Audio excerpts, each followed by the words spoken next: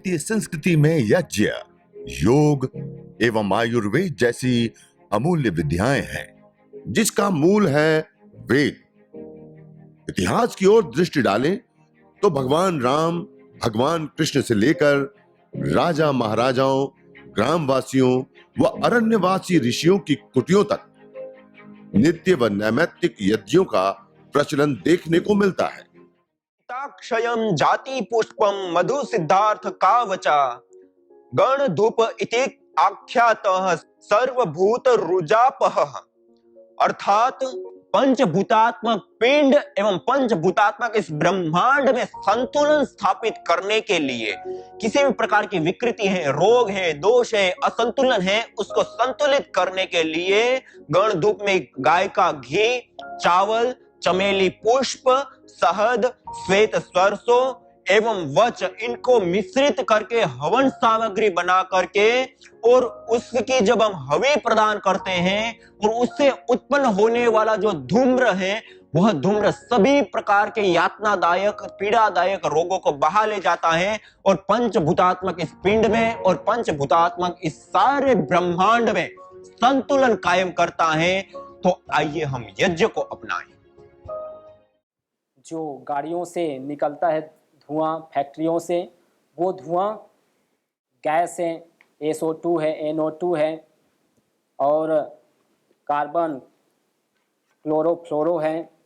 ऐसे जो घातक गैसें हैं वो नुकसानदायक है, लेकिन इसमें जो गैसें निकलती हैं ये हमारे लिए पौष्टिक कारक है, हमारे लिए ये आरोग्य कारक है। तो इसलिए इससे घबराने की आवश्यकता नहीं है, इससे डरने की आवश्यकता नहीं है कि जी यदि करेंगे तो हमको रोग हो जाएगा, क्योंकि ये अलग एक विज्ञान है, एक अलग ही ये साइंस है और ये अभी का ही खोज नहीं, ये तो हमारे पूर्वज प्राचीन काल से करते आ रहे हैं। जो हम संकल्प पाठ में बोलते हैं 1,96,08,53,120 वर्ष पुरानी यह संस्कृति चली आ रही है। आप सुने होंगे भगवान श्री राम प्रतिदिन करते थे हवन यज्ञ, माता सीता, भगवान योगेश्वर श्री कृष्ण, हमारे सारे जो ऋषिगण थे, मुनिजन थे, तपस्वी थे, हमारे पूर्वज थे, ये सभी प्रतिदिन यज्ञ पूर्वक ही कार्यों को आरंभ करते थे। पहले यज्ञ, फिर अपने जो अन्य कार्य हैं, व्यवसाय है, खेती है, बाड़ी है, अलग अलग जो बिजनेस हैं उनको, बिजनेस जो पहले अलग अलग थे अपने सारे जो है, तो उसको करते थे। तो इस प्रकार से करने से हमारा जो घर है, वातावरण, वो क्या हो जाता है, स्वच्छ हो जाता है। किसी प्रकार के जो बैक्टीरिया है, वायरस है, फंगस है, आज आप सुन रहे होंगे सबसे अधिक कोरोना, कोविड-19, तो ये सबसे अधिक घातक है। तो उसके लिए भी हवन को कारगर बताया गया है। आयुर्वेद दर्शन में सबसे अधिक इसको कारगर बताया गया है कि ऐसे कोई रोग जो जनपद के जनपद को उखाड़ फेंके, उनके लिए ऐसे औषधियों का आप चयन कर कर डालें तो उसको भी हम कंट्रोल कर सकते हैं। तो उसके लिए बताया गया है प्रियंगू है, हरिद्रा है, अतीस है, वचा है, दालचीनी है। ये ऐसे औषधि है जिसको हम ऐसे हवन करते हैं तो वो सूक्ष्मीभूत होकर इस वातावरण को शुद्ध बना देता है। अभी कई प्रयोग भी हुए हैं, चल भी रहे हैं। एक कानपुर के यूनिवर्सिटी, वहाँ पर ये प्रयोग किए, कृषि विश्वविद्यालय कोई वहाँ पर है, तो वहाँ पर ये प्रयोग किया गया। 10 मिनट हवन किए गए और 10 मिनट हवन करने के पश्चात उसको जब मापा गया, उसको जब देखा गया उसके लेवल को कि बैक्टीरिया यहाँ कितनी प्रतिशत है, क्योंकि उसके पहले पूर्व देखा गया था कि उसमें 100% है, लेकिन जब हवन किया गया तो ड्यूरिंग में उसमें 50% कम मापा गया और जब उसको और 1 महीना बाद देखा गया तो तब तक उसका प्रभाव बना ही रहा। अर्थात करीब 30 दिन बाद भी उसका जो प्रभाव यज्ञ का वो 80% बना रहा। 30 दिन के बाद भी वहाँ किसी प्रकार के जो बैक्टीरिया है उसमें ग्रोथ नहीं पाया गया। तो ये एक अद्भुत विज्ञान है। इसीलिए तो हमारे जगह जगह संपूर्ण शास्त्रों में ये बात कही गई है कि यज्ञ सर्वश्रेष्ठ कर्म है। अयम यज्ञो भुवनस्य नाभि, इसको क्या कहा गया है जी? नाभि कहा गया है। संपूर्ण जो वसुंधरा है, संपूर्ण ब्रह्मांड, उसका क्या है? ये नाभि है, केंद्र है। जहाँ यज्ञ होता है वहाँ वातावरण शुद्ध होता है, और जो करता है उसको तो मिलता ही है लाभ इसका, साथ में हमारे शत्रुओं को भी मिलता है। हमारे शत्रु तो क्या, हमें तो पता नहीं, यदि कोई दूसरे मानते हैं तो हम जिनको नहीं जानते हैं उनको भी इसका लाभ मिलता है। इसका जो एरिया है, कम से कम सामान्य जो हम करते हैं हवन 15 मिनट 20 मिनट, इसका प्रभाव 4 किलोमीटर तक पड़ता है। कितने किलोमीटर तक?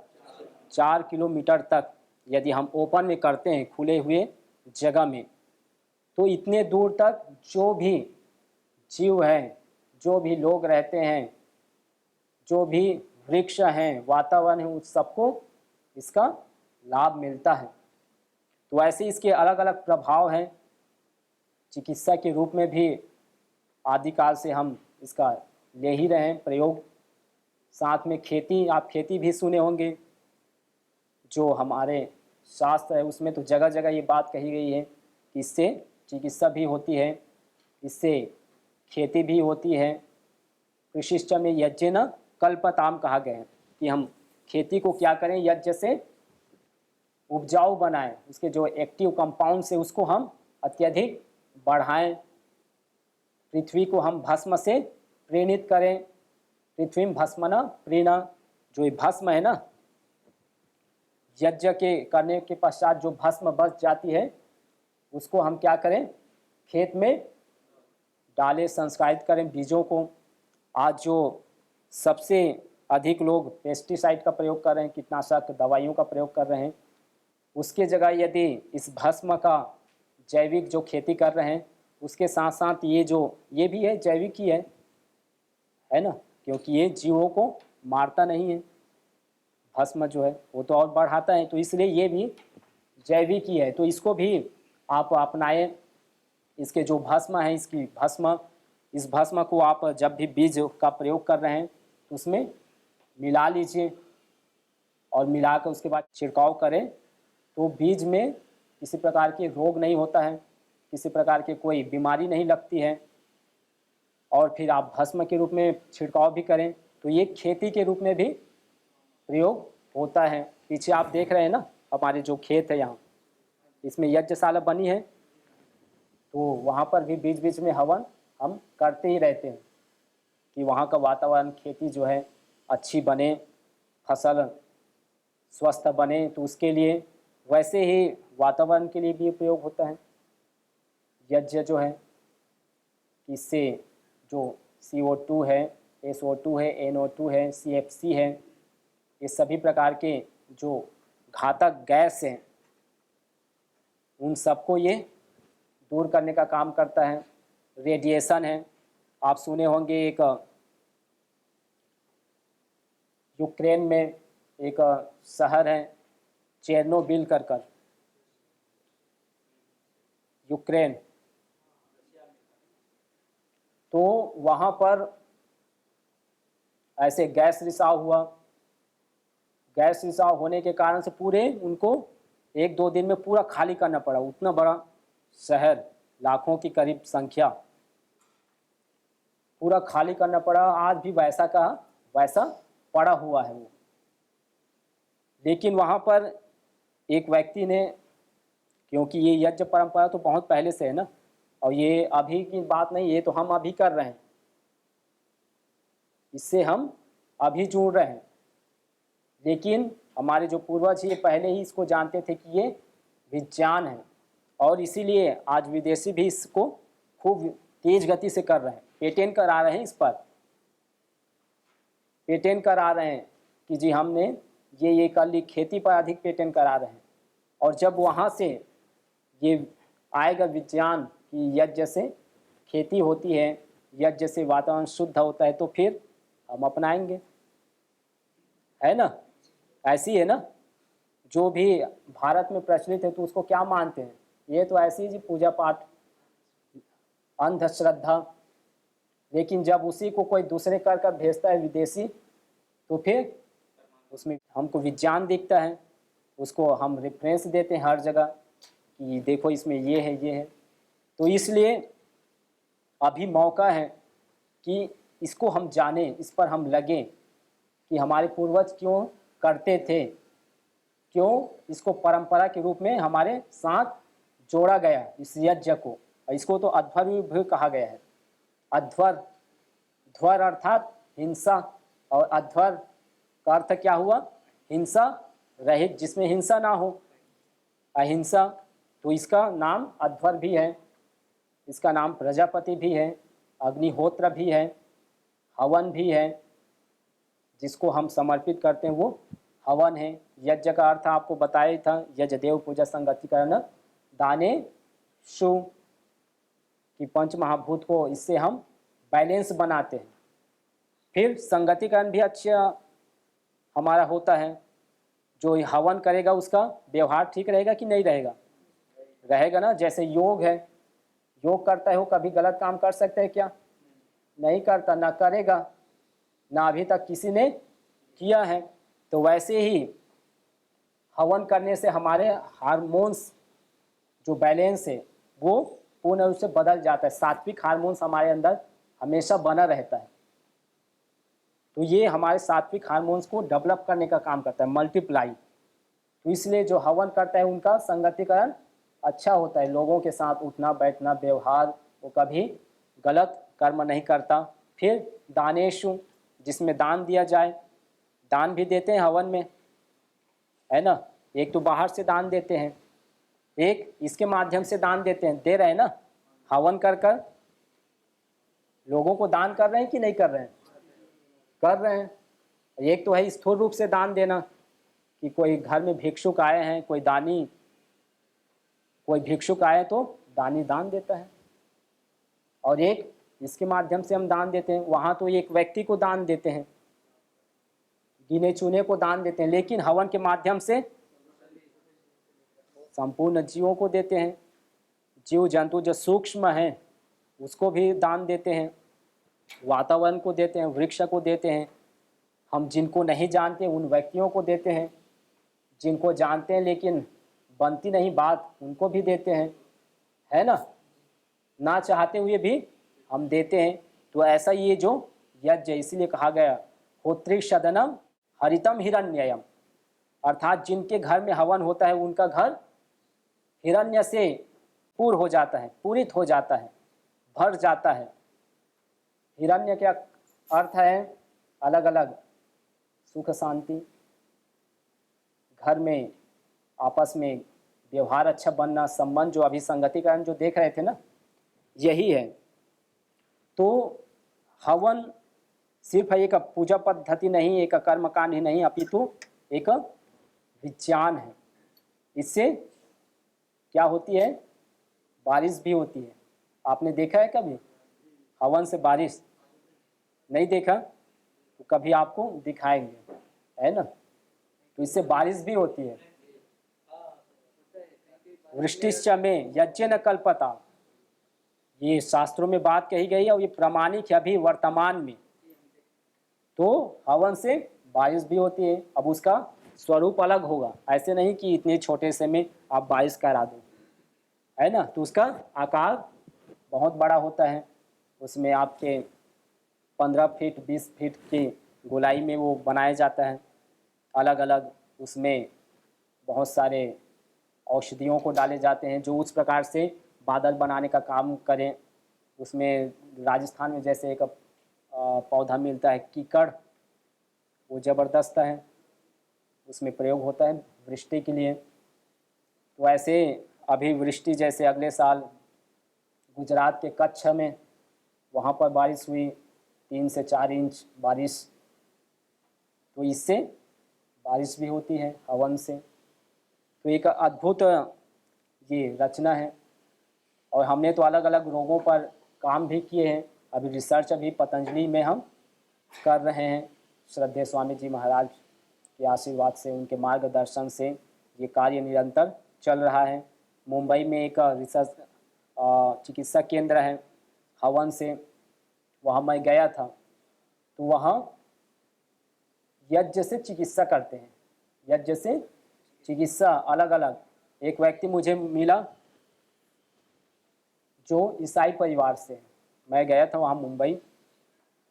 अब ईसाई परिवार में हवन तो नहीं करते, है ना, तो हवन नहीं करते, लेकिन उनको कहीं आसरा नहीं मिला, क्योंकि उन्होंने प्रयोग कर कर देखे एलोपैथी होम्योपैथी आदि से, लेकिन उनको कहीं और इलाज नहीं मिला। वो नेवी में थे, नेवी में, और प्रतिदिन वो 10 से 20 सिगरेट पीता था वो प्रतिदिन, और खड़े रहता था तो पूरा सोराइसिस हो गया था पैर में, शरीर पूरा कमज़ोर। वो इलाज कराए, कुछ नहीं हुआ, अंतिम उनको नौकरी छोड़नी पड़ी इलाज के लिए।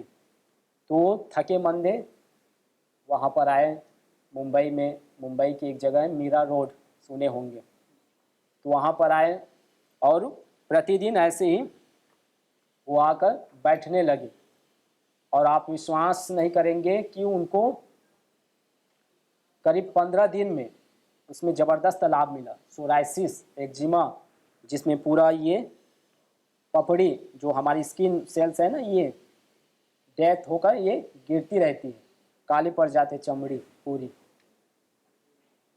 तो ऐसे जो रोग है, एक्जिमा है, सोराइसिस है, और सारे उनके ये फेफड़ा जो है, जो लंग्स है, वो भी डैमेज हो गया था। तो वो प्रतिदिन ऐसे बैठता था और बैठकर प्राणायाम, धीरे धीरे अनुलोम विलोम, बैठकर थोड़ा सा ध्यान, और जहाँ पर उनके रोग है, डिसीज़ है, उसको इस प्रकार से वो धुआं देता था। धुनी, जिसको हम धुनी कहते हैं शास्त्रों में, जिसको धुनी शब्द से कहा गया है। तो धुनी देकर वो 15 दिन में अपनी चिकित्सा कर ली उन्होंने। और तब से उनकी इतनी आस्था बन गई कि वो प्रतिदिन हवन में आने लगा। ईसाई परिवार होते हुए भी वो प्रतिदिन आने लगा, जनेऊ धारण कर लिया। फिर अपने पिताजी को लाए, उनके पिताजी को पैरालाइसिस हो गया था, साइड पूरा लेफ्ट। तो अपने पिताजी को फिर वहीं लेकर आए। तो वहाँ पर उनको थोड़े से फिजियोथेरेपी और ये हवन प्रतिदिन उनको बिठाते गए। फिर करीब 1 महीना बाद उनके पिताजी भी धीरे धीरे धीरे उनके पूरे हाथ पैर हिलने लगा, और 6 महीने के बाद वो भी पूर्ण रूप से स्वस्थ होकर अपने पैरों पर चल कर गया, अपने पैरों पर। और तब से उनकी निष्ठा इतनी बढ़ गई कि वो अभी भी आते हैं, अपनी पत्नी, बच्चे, दोनों बच्चे को लेकर पूरे परिवार, वो वैदिक परिवार बन गए। तो ये एक अद्भुत प्रक्रिया है हवन, बशर्ते आवश्यक है कि हम कैसे कर रहे हैं, है ना। अब कोई सामग्री कुछ भी डालेगा तो फिर जो डालेगा वैसे ही तो मिलेगा, है ना। तो इसलिए स्वस्थ हो, किसी प्रकार के कहीं दुर्गम स्थान से ना लिया हो, संविधाएँ हैं, सामग्री हैं, तो स्वस्थ आप ले, उसको करें, और फिर देखिए उसका रिजल्ट भी वैसा आएगा। और आप इतना ध्यान रखें कि धुआं भी ना हो, अत्यधिक धुआं भी ना हो। कहीं आपने अधिक सामग्री डाल दिए, कहीं घी ही नहीं डाले तो बूझ गए, तो ऐसे भी ना हो। तो आप ऐसे आप चयन करें संविधाओं को, सामग्रियों को, और आप हमेशा सजग रहें कि कब डालनी है, कितनी मात्रा में डालनी है। तो इस प्रकार से जब हम करते हैं तो इसका 100% हमको परिणाम मिलता है जैसे चाहते हैं। तो इस प्रकार से अलग अलग लोगों ने किए हैं। और एक भाई था, अभी आप झारखंड में अभी अपना कार्यक्रम हुआ था अगले साल, झारखंड के मरकच्चो गांव में, वहाँ पर कार्यक्रम हमने किए थे अच्छा से। तो वहाँ पर एक भाई आए पाचक, उनका पैर करीब कई महीनों से सूजा हुआ था पूरा, यहाँ से यहाँ तक। तो हम ऐसे ही बात कर रहे थे यज्ञ चिकित्सा को लेकर। तो एक दिन वो आए और कहे, जी स्वामी जी कि मैंने खूब चिकित्सा कराई, और इसका कोई अभी तक परिणाम नहीं मिला। तो हमें भी ऐसे सूझ नहीं रहा था कि जी हम भी क्या करें, कि आपको क्या बताएं इसमें। तो मैंने उनको जाते जाते कहा कि ऐसे करते हैं कि आप भस्म का लेपन कर कर देखें, घी के साथ या ऐसे पानी में इसको ऐसे ही लेपन कर लो। तो गए, सुबह किए और शाम को किए, और अगले दिन आकर वो बताए इतने खुशी खुशी कि जी मेरा तो अद्भुत हो गया, चमत्कार, कि पैर जो था वो पूरा नॉर्मल हो गया, पूरा सूजा था ऐसे। तो हमको भी आश्चर्य हुआ कि भाई ये तो अद्भुत है कि सिर्फ पानी के लेपन से जो भस्म है, एश है, उसके लेपन से यदि इस प्रकार से होता है तो ये तो और बहुत बड़ा इसमें विज्ञान है। तो इस प्रकार से फिर हमने उनको और अन्य लोगों की प्रेरणा के लिए उनको और सभी के सामने प्रस्तुतिकरण उनको दिलाए कि लोगों को इनके बारे में पता चले। तो ऐसे ये अलग अलग अनुभव है, और ये तो हम शास्त्रों की बात कर रहे हैं, इनके साथ जो लोग अपने अपने अनुभव को बोल रहे हैं, बता रहे हैं कि मुझे ये हुआ, वो सब मैं आपके सामने प्रस्तुत भी कर रहा हूँ। और इस कार्यक्रम के माध्यम से जो हम यज्ञ महिमा कर का कार्यक्रम चला रहे हैं, उसके माध्यम से अनेक लोगों का फ़ोन भी आते रहते हैं यज्ञ विषय को लेकर कि जी हम यज्ञ करना चाहते हैं, या हमें इस प्रकार के रोग है तो इसमें कौन सी संविधाओं का प्रयोग करें, कौन सी हम हवन सामग्री लें, क्या हम औषधियों का प्रयोग करें, कौन से किस समय गूगलों का प्रयोग करें। तो ऐसे अनेक प्रकार से हमको फ़ोन भी आते रहते हैं, मैसेज भी आते रहते हैं। तो इस कार्यक्रम को जो भी सुन रहे होंगे, तो आपके मन में भी यदि जिज्ञासा है किसी यज्ञ के पहलुओं को लेकर, तो आप भी निस्संदेह प्रश्न कर सकते हैं। हमारा जो नंबर आपको स्क्रीन पर दिखेंगे, और मैं भी बता देता हूं, हमारा नंबर है 9068565306। इस नंबर पर आप मिस कॉल के माध्यम से या मैसेज देकर आप इस कार्यक्रम से हमारे जुड़ सकते हैं। तो ऐसे ही आप बने रहे इस कार्यक्रम से। प्रतिदिन हम आपके लिए नए नए यज्ञ से संबंधी आपकी जिज्ञासा को शांत करने के लिए हम यज्ञ के कार्यक्रम को लाते हैं। तो इस कार्यक्रम से बने रहें, जुड़े रहें। तब तक के लिए सभी को नमस्ते। ओम शांति शांति शांति।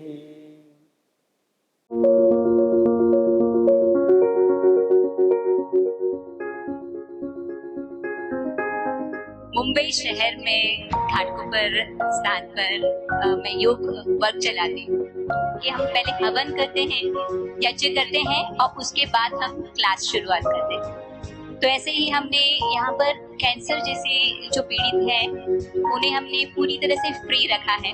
तो वैसे ही सुनकर एक महिला हमारे यहाँ पे आई, तो उसे ब्रेस्ट कैंसर ऑलरेडी हुआ था। मुझे बहुत कमजोरी महसूस होती है, तो इसके लिए मैं योग वर्ग में आई हूँ यहाँ पर उसके बाद में 1 महीने के बाद में उसे वापस पीछे यानी पीठ की तरफ दर्द होने लग गया। तो दर्द होने लग गया तो हमने कहा कि आप डॉक्टर से चेकअप करा लीजिए। पर जब चेकअप कराने गई तो डॉक्टर ने उसे कहा कि जो कैंसर आपको ब्रेस्ट में हुआ था वो पीछे आपकी मेरुदंड में फैल गया है, आपकी पीठ में पूरा फैल गया है।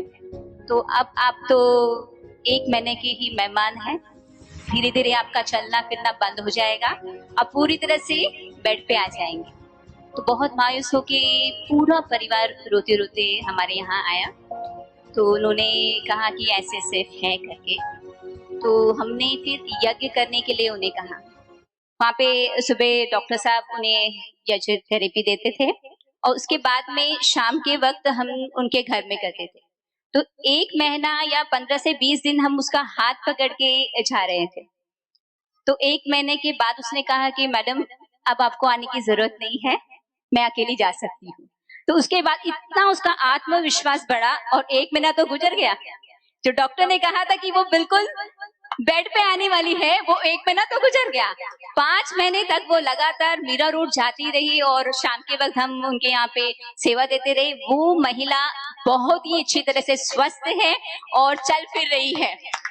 तो यानी देखिए, डॉक्टर सबको ही यज्ञ देव ने पूरी तरह से फेल कर दिया। तो यानी यज्ञ से हम ये बड़ी बीमारी हम जो कहते हैं इसे भी कैंसिल कर दिया है, कैंसर को कैंसिल कर दिया है। यज्ञ भारतीय संस्कृति का मूल है। तो आइए हम संकल्प लें, संसार के श्रेष्ठतम कर्म यज्ञ को अपनाएं। पिंड और ब्रह्मांड में संतुलन कायम करने वाले यज्ञ को अपने जीवन का अभिन्न अंग बनाएं एवं प्रकृति मां के प्रति अपने ऋणों को अदा करें। विश्व स्वास्थ्य का एक नारा, यज्ञ से होगा जग उजियारा। भारतीय संस्कृति की अमूल्य विरासत यज्ञ की महिमा को जानने हेतु वैदिक चैनल पर प्रतिदिन प्रातः एवं सायं 11:30 बजे यज्ञ महिमा कार्यक्रम से जुड़े। विशेष जानकारी हेतु संपर्क करें मोबाइल 9068565306।